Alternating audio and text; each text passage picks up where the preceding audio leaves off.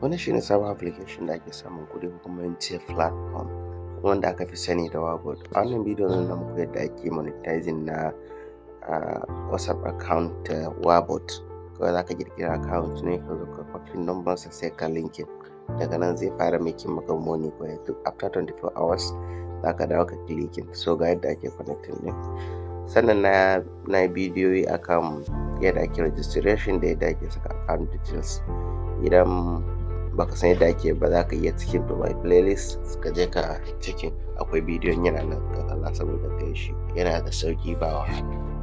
So ga nan yadda ake connecting a takaice ga shi nan connecting za ka copy verification code sannan ka je ka taba link device sannan ka taba confirm use mobile data sai ka paste wannan code da ka copy kawai zai login successful insha Allah.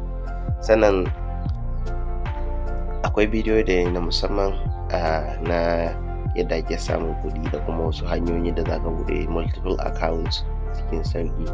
Akwai link a description wasu kuma suna cikin playlist ɗina. So kamar da kuke gani ya riga da ya connecting. So after 24 hours zan zo ko in cikin karɓa kuɗi na. The more account da ka ɗaura da yawa za ka samu reward da yawa. So I recommend you ka ɗaura at least 3 accounts. Thank you. Please like and subscribe and I'll see you on the next one.